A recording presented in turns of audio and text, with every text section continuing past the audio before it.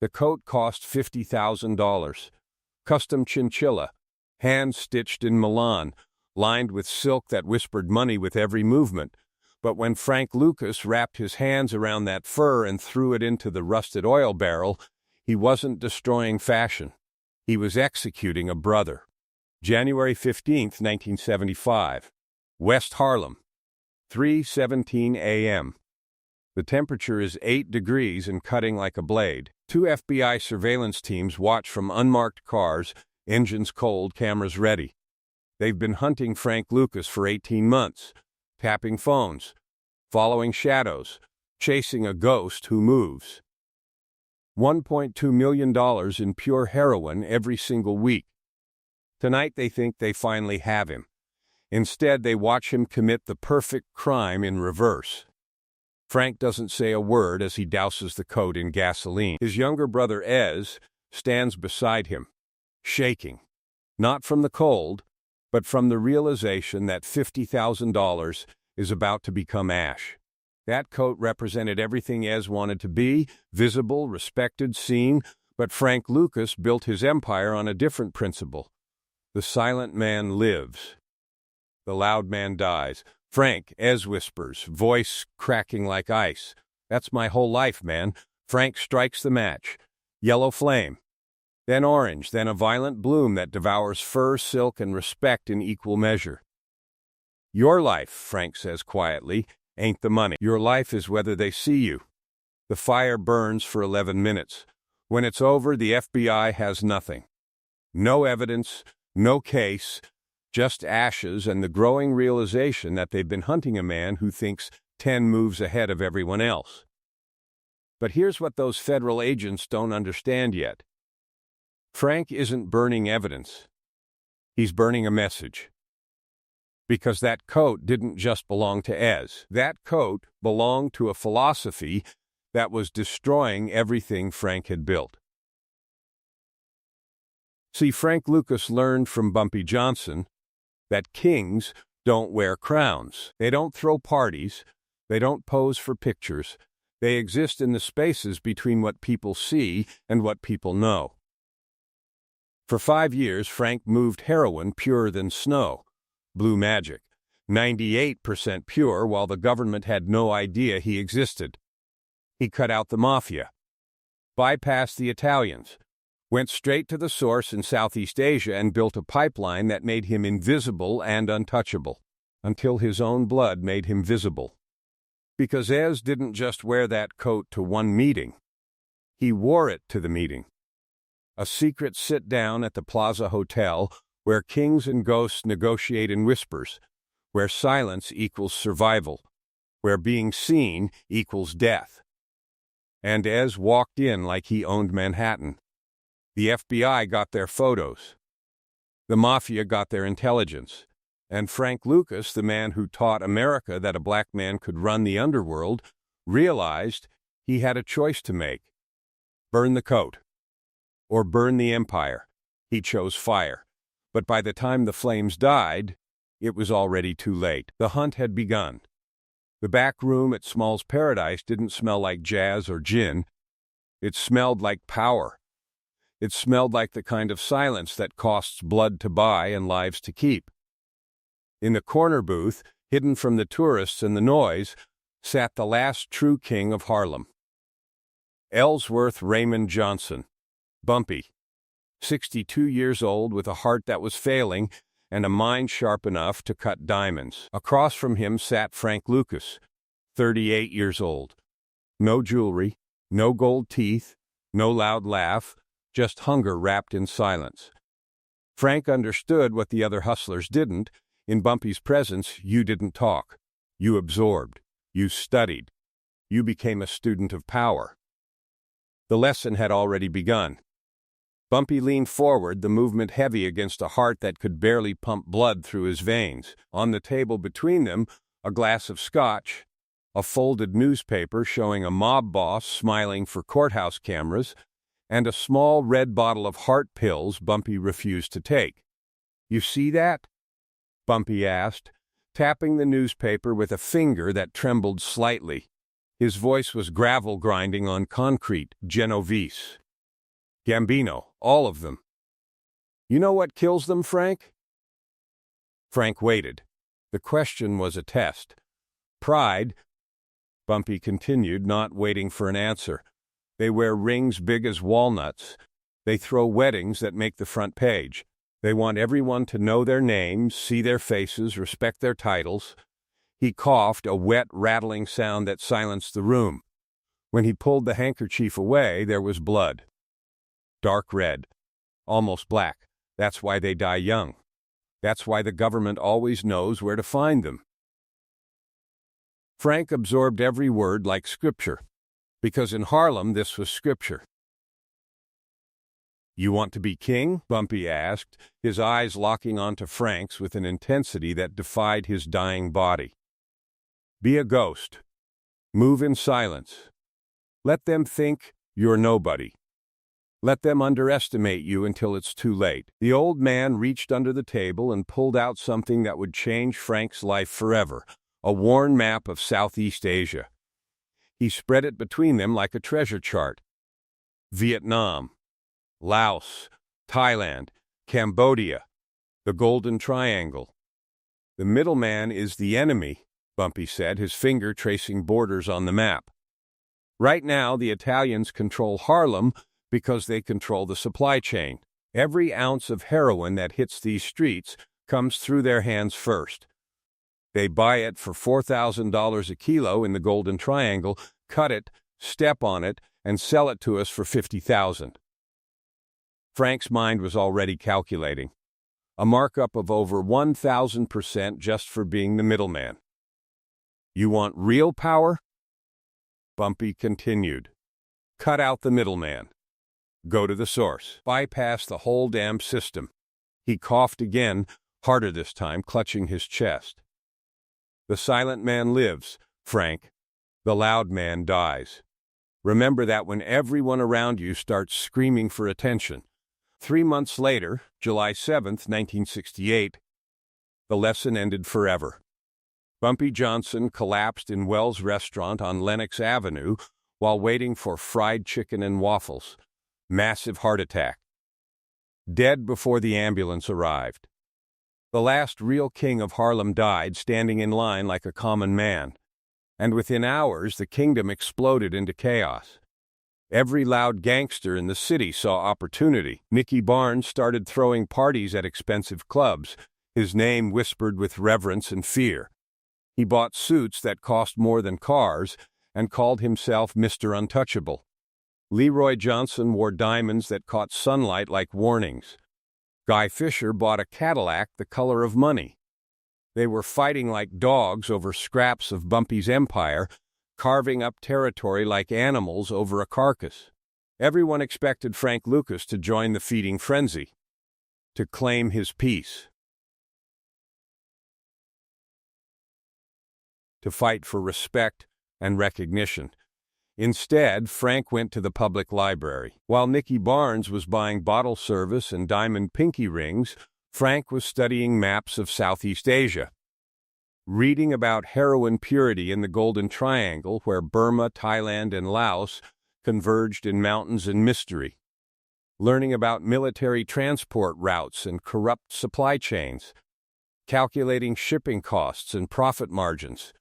The other dealers thought Frank was weak, scared, unambitious. They had no idea he was about to become untouchable. 2 weeks after Bumpy's funeral, Frank Lucas walked into a travel agency on 125th Street and bought a one-way ticket to Bangkok. He carried $20,000 in cash, a list of military contacts, and Bumpy's final lesson burned into his consciousness. He wasn't going to fight for Bumpy's throne. He was going to build an empire that would make every Italian family look like corner hustlers. The loud men were fighting for crumbs in Harlem. The silent man was flying to Bangkok to buy the bakery. Frank Lucas boarded that plane with 3 words echoing in his mind: be a ghost, cut the middleman, move in silence. He would follow that advice perfectly for 5 years, building the most sophisticated heroin operation in American history. And then his own blood would make him visible.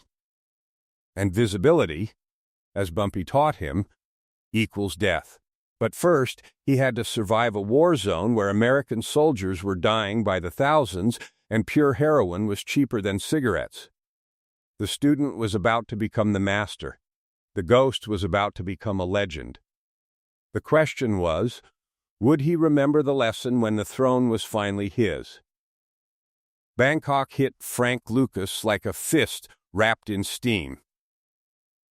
August 1969. The air was thick enough to drown in, carrying diesel fumes, rotting fruit, and the metallic smell of war. He stepped off that plane with $20,000 cash strapped to his chest and a plan that should have gotten him killed before sunset. Most men came to Southeast Asia to disappear. Frank Lucas came to be reborn. The Golden Triangle wasn't on any tourist map. It existed in the spaces between countries where the borders of Thailand, Burma, and Laos dissolved into lawless mountains covered in poppy fields. This was where 80% of the world's heroin originated. Raw. Pure. Deadly. The Italian families bought their product here for $4,000 per kilo, then ran it through a dozen middlemen, each one cutting the purity and doubling the price. By the time it reached Harlem, that kilo cost $50,000 and was stepped on so many times it was barely 30% pure. Frank's plan was elegant in its simplicity, suicidal in its execution. Cut out every single middleman and go straight to the source. His military contact led him to Leslie Ike Atkinson, a sergeant with access, ambition, and nerves made of steel. Ike didn't ask questions when Frank explained what he wanted. He just nodded and said, "You better understand what you're walking into, man. These people don't negotiate, they execute." The jeep ride into the Triangle took 6 hours through jungle so thick the sun disappeared. At checkpoints guarded by teenagers with AK-47s, Frank sat perfectly still, hands visible, eyes forward. One wrong move, one suspicious glance, and his body would fertilize the same poppy fields he'd come to buy from. Finally, they reached a compound that looked like it belonged in a different century. Tin roofs, wooden tables, chickens scratching in red dirt, and sitting in the shade, cleaning his fingernails with a knife, was General Luechi Rubiwat, former Kuomintang warlord, current king of the poppy trade, a man who settled business disputes with machetes and displayed severed heads as office decorations. "American," the general said, without looking up. It wasn't a question. "Yes, sir," Frank replied, keeping his voice level. "You want to buy from me direct? I want to make you richer than the Italians ever could." The general finally looked up. His eyes were black holes that had seen more death than any battlefield. "The Italians buy 10 kilos, maybe 20. Small money." Frank leaned forward. "I'm talking about hundreds. Every month. Cash. No credit. No games. Silence. Just the sound of chickens and distant gunfire from the war raging beyond the mountains." The general nodded to one of his men who brought over a wooden box. Inside sat a brick of white powder so pure it seemed to glow in the jungle heat. Frank didn't use drugs. Never had. Never would. But he understood quality when he saw it. 98%, the general said. "You cut this once, it's still stronger than anything in America." Frank did the math instantly. The Mafia's street product was 30% pure on a good day. This was 98%. It wasn't just better, it was revolutionary. 4,000 per kilo, the general continued. "But you have a problem, American. How you get it home?" That was the question that separated dreamers from legends. Every amateur who'd ever tried to smuggle drugs out of the Golden Triangle ended up dead or in a Thai prison. The routes were watched. The borders were controlled.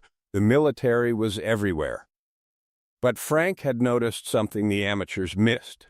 Every day, C-130 transport planes landed at the airfield near the U.S. base. They carried supplies in, they carried bodies out. Aluminum caskets draped in American flags, containing young soldiers who would never see home alive. Sacred cargo. Untouchable cargo. Nobody searched a war hero's coffin. Nobody questioned the personal effects of the dead. No customs agent would dare disturb the final journey of an American soldier. It was the perfect blind spot. Frank explained his plan to Ike in whispers. Not inside the bodies themselves, that was too risky, too complicated, but hidden compartments built into the coffins, false bottoms that could hold kilos of pure heroin while still carrying their solemn cargo above. The drugs would travel under the protection of the American flag, guarded by grief and respect. Ike stared at him like he was insane, because in a way, he was. "Man, you're talking about using dead soldiers," Ike said, his voice barely audible. "I'm talking about being invisible," Frank replied. "The one thing this government still respects is its war dead. Nobody touches those planes. Nobody searches those boxes. It's the ultimate ghost route." The first shipment was arranged for September 1969. 100 kilos of 98% pure heroin purchased for $420,000, hidden in the false bottoms of military coffins carrying fallen soldiers home from Vietnam. The irony was absolute. The same war that was destroying a generation would flood American streets with a different kind of death. 3 weeks later, Frank stood in a warehouse in Queens, watching Ike pry open the hidden compartments they'd built into those sacred boxes. When the false bottoms came away, they revealed bricks of white powder worth $300,000 wholesale. On the street, after cutting it just once to 90% purity, still 3 times stronger than anything the Italians sold, the value exploded to $4 million. Frank Lucas had just bypassed the entire Italian crime syndicate in a single move. He branded his product Blue Magic. The name was deliberate. Magic because of its impossible purity, blue because of the distinctive tint from his packaging process. Within days, every junkie in Harlem knew that name. Every dealer feared it. Every competitor tried to copy it and failed. The results were immediate and catastrophic. Users who had spent years building tolerance to 30% heroin suddenly injected 98% pure product into their veins. They overdosed with needles still in their arms, collapsing in tenement hallways, dying before the high could register. The medical examiner's office logged 27 overdose deaths in the first month alone. But here's the twisted economics of addiction. The bodies didn't scare customers away. They became advertising. If the product was strong enough to kill, it was strong enough to buy. The Italian families were in chaos. Their customers were disappearing. Their profits were vanishing. The Genovese family called emergency meetings. The Lucchese family started investigating. They looked at every loud gangster in Harlem, every flashy dealer they knew. They never looked at Frank Lucas. Because Frank Lucas was still a ghost. Standing on 116th Street on a cold November night, Frank watched his empire operate with corporate efficiency. Money flowed like water. Product moved in silence. Customers lined up like it was legitimate business. He had done the impossible. He had beaten the mafia. He had outsmarted the federal government. He was generating over $1 million per week in pure profit. But empires need soldiers. And soldiers need trust. Frank couldn't run this operation alone. He couldn't trust the loud gangsters of Harlem who would sell him out for a lighter sentence. He couldn't hire strangers who might be undercover cops. He needed loyalty that couldn't be bought. He needed blood. Frank walked to a payphone and dialed North Carolina. When his brother answered, Frank said just 4 words, "Pack your bags. Come north." The country boys were coming to New York, and with them would come the hunger, the vanity, and the need to be seen that would eventually destroy everything Frank had built. The ghost was about to invite the world into his house. They stepped off the Greyhound bus at Port Authority like an invasion force disguised as farm boys. 7 brothers. Dozens of cousins. Men with hands scarred from tobacco fields and minds untainted by city corruption. They carried cardboard suitcases held together with rope and wore Sunday suits that hadn't seen a tailor. Passengers moved away not because they looked dangerous, but because they looked lost. Frank Lucas saw something different. He saw loyalty that couldn't be purchased. He saw soldiers who would die before they'd testify. He saw an army that would follow orders without question because in rural North Carolina, family wasn't just blood, it was religion. His younger brother Ez stepped forward first. 26 years old. 6'3". 240 pounds of muscle built from hauling cotton bales and splitting firewood. Behind him came the others, Vernon, Shorty, Lee, cousins whose names carried the weight of shared poverty and unbreakable bonds. They had no idea they were about to become executives in the most sophisticated drug corporation in American history. "Welcome to New York," Frank said quietly, shaking each hand with the formality of a CEO greeting new management. Because that's exactly what this was. Corporate recruitment for an empire built on silence. Frank didn't turn them into street thugs, he transformed them into middle management. Within 6 months, the country boys operated with Fortune 500 efficiency. Ez controlled distribution in the Bronx. Vernon managed security operations. Shorty ran the counting houses where cash was sorted, bundled, and prepared for laundering. Each brother received a specific territory, detailed quotas, and a rule book thicker than scripture. This wasn't a gang, it was a vertically integrated death company. Ava, Frank's wife, became the chief financial officer in designer heels. Dominican beauty with ice-cold intelligence and a mind for numbers that could turn dirty money into clean revenue. She never touched drugs, she touched mathematics. Through a spider web of legitimate businesses, dry cleaners on every corner, grocery stores in every neighborhood, nightclubs that attracted celebrities and cleaned cash with equal precision, Ava transformed street money into corporate profits.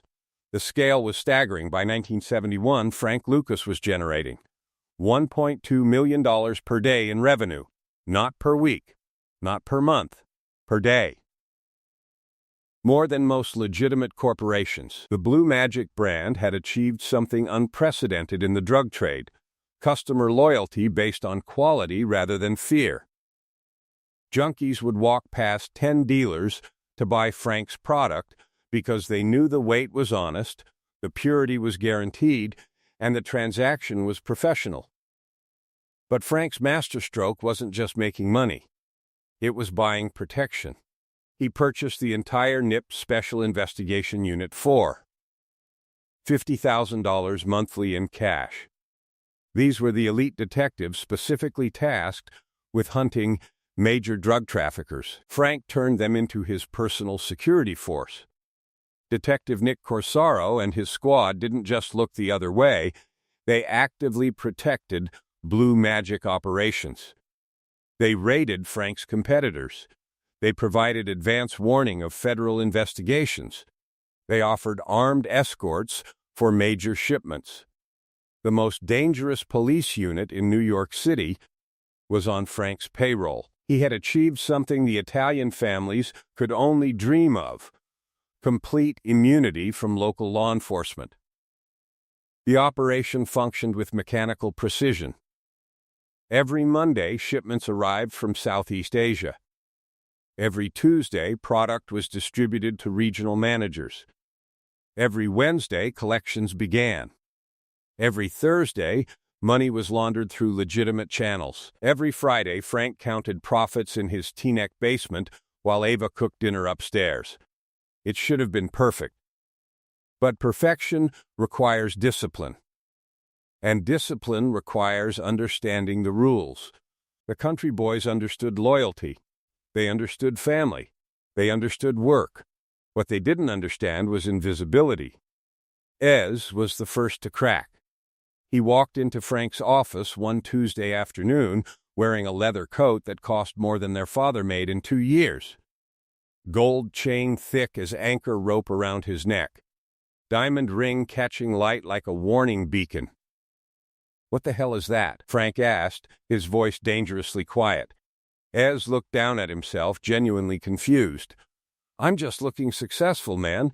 We making all this money, why can't we enjoy it?" Frank stood slowly, every movement controlled. "You know what Bumpy taught me? The silent man lives, the loud man dies. You're wearing a billboard that says arrest me." "Bumpy's dead, Frank." The words hung in the air like a challenge. Times are different now.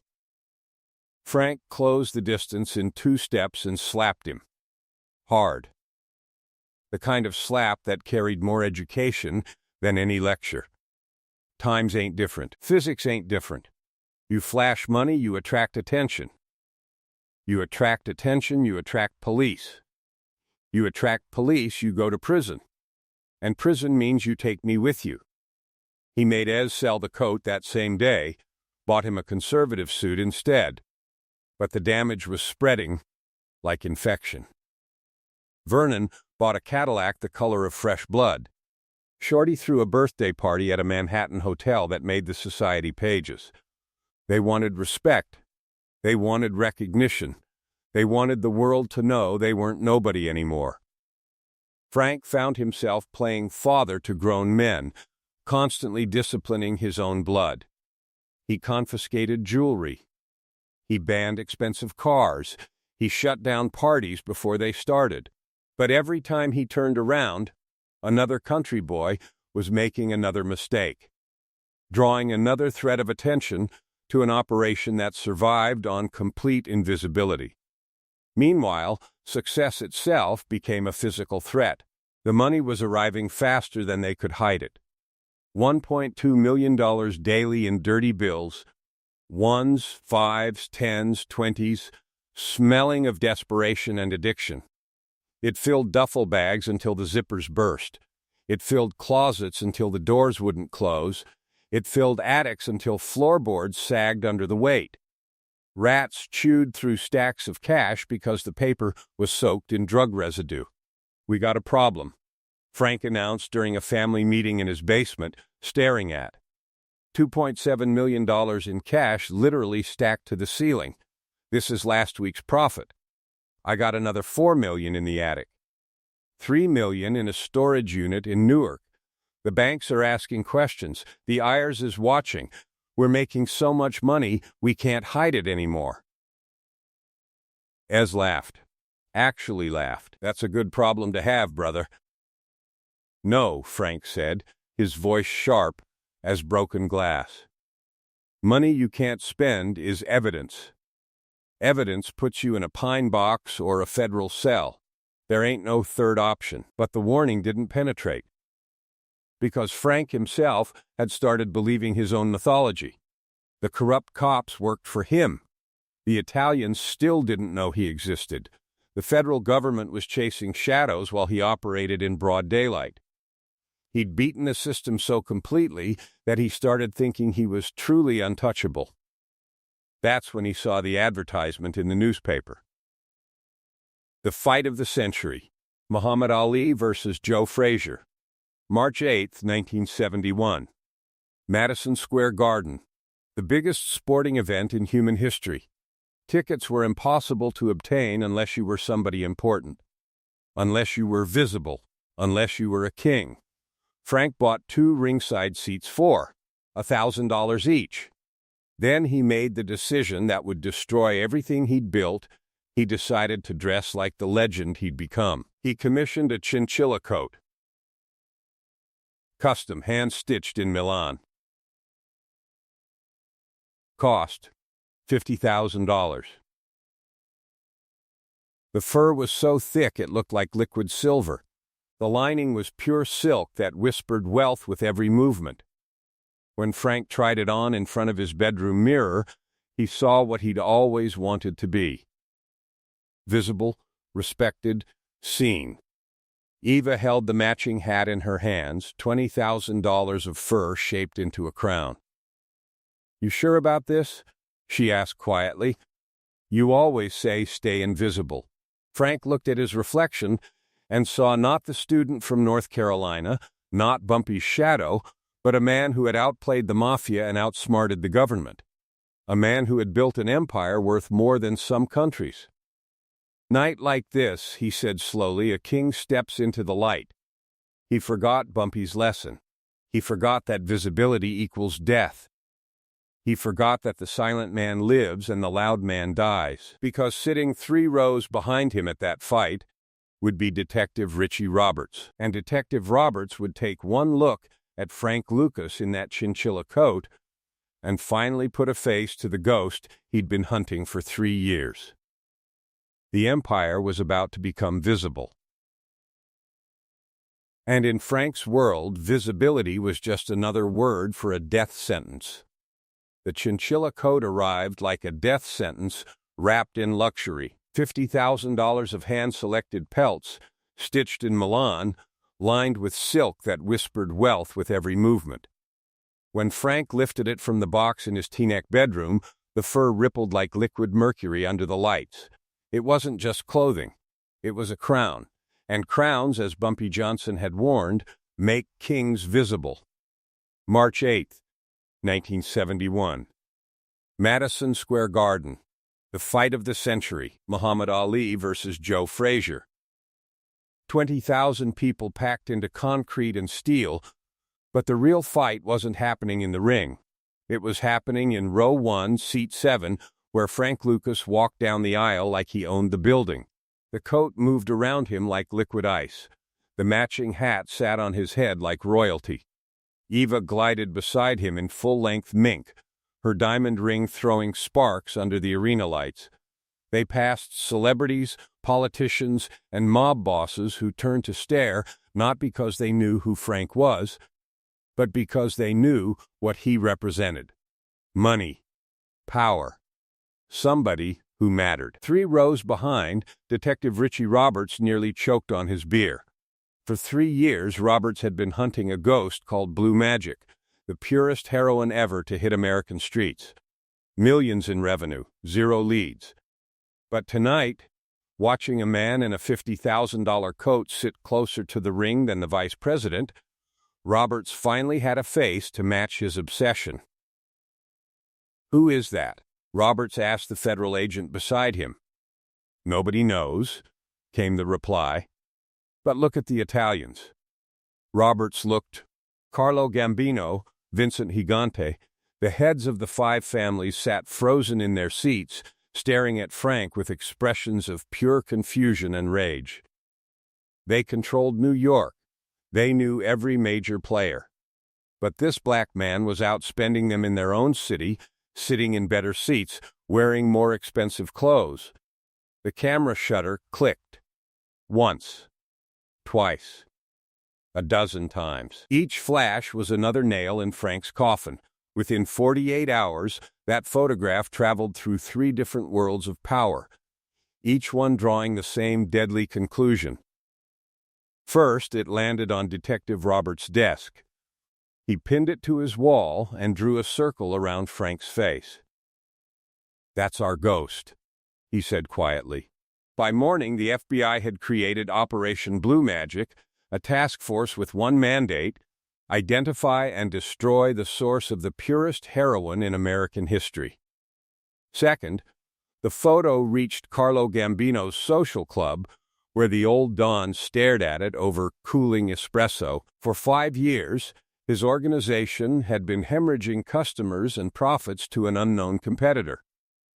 Now he had a face. "Find out who he is," Gambino ordered his underboss.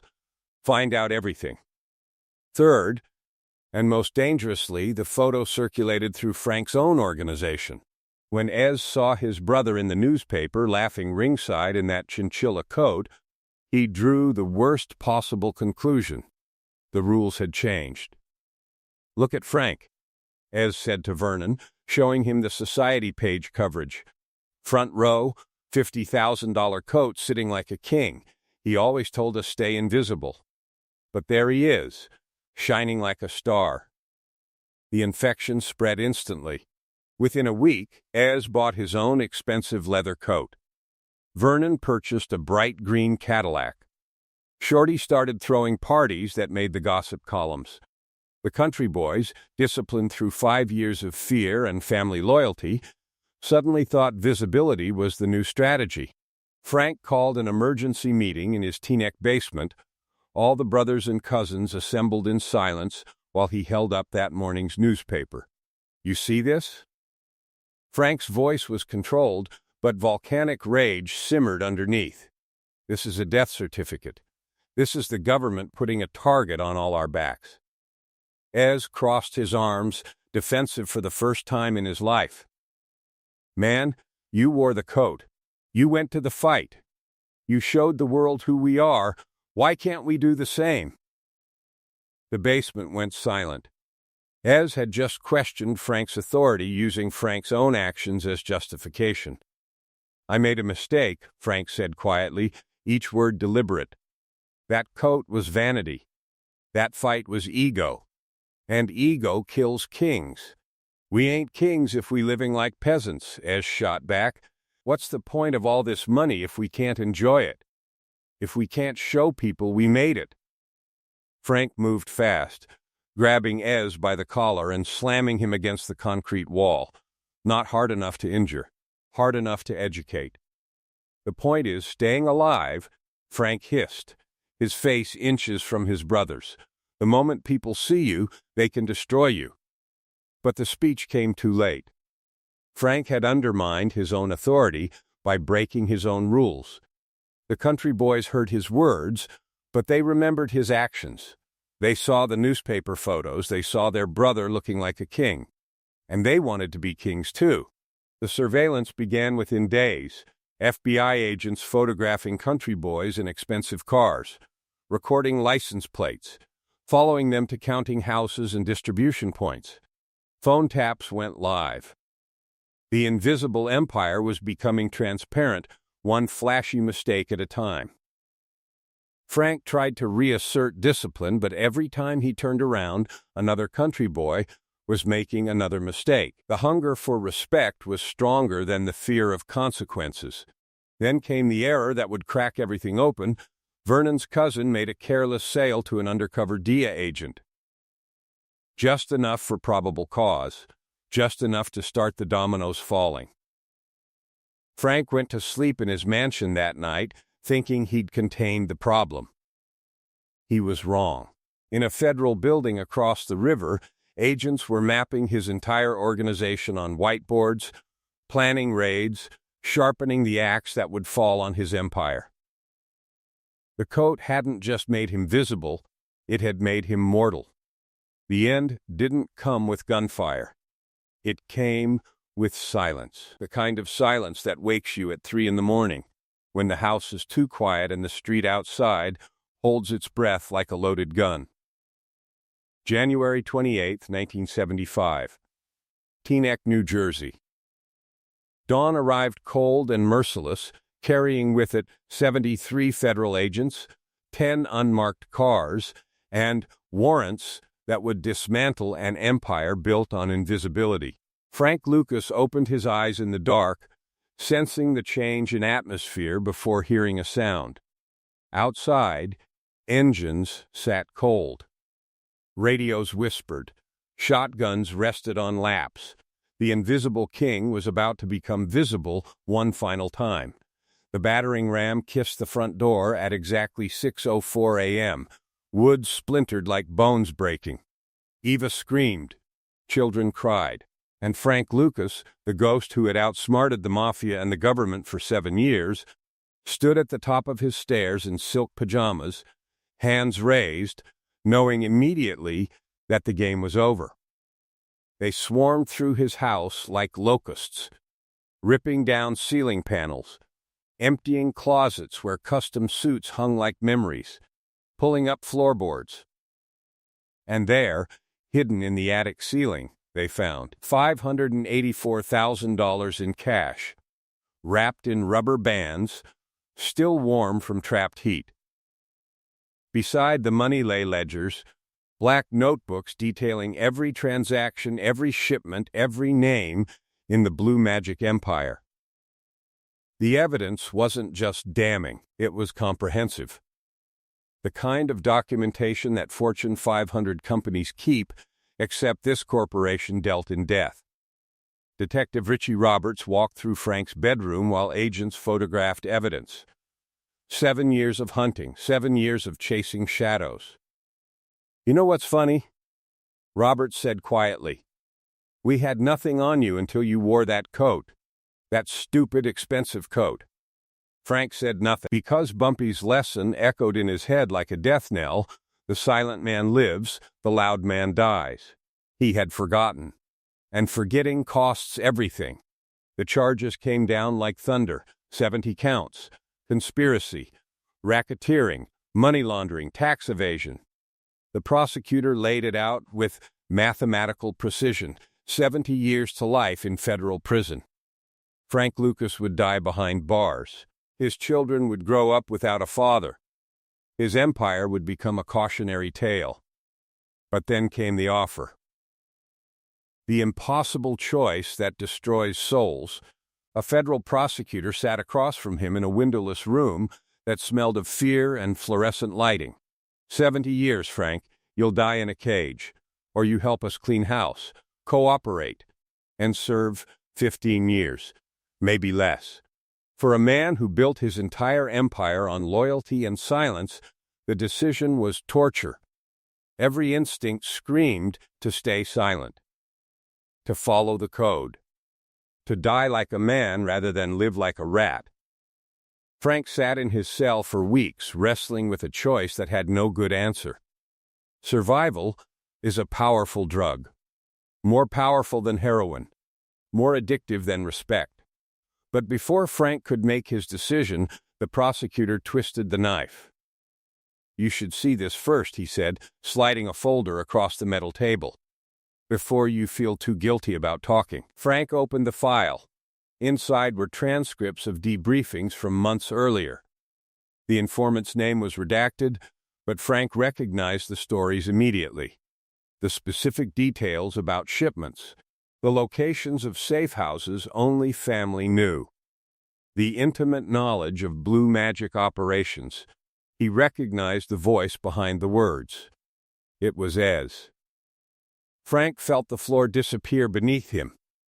His own brother, the brother he'd disciplined for wearing expensive coats, the brother whose $50,000 coat he'd burned in that oil barrel, the brother he'd tried to save from his own vanity. Ez had been cooperating for 8 months, trading Frank's life for his own freedom. The same vanity that made Ez buy flashy clothes was the same weakness that made him too scared for prison. Blood had betrayed blood first. Frank closed the folder.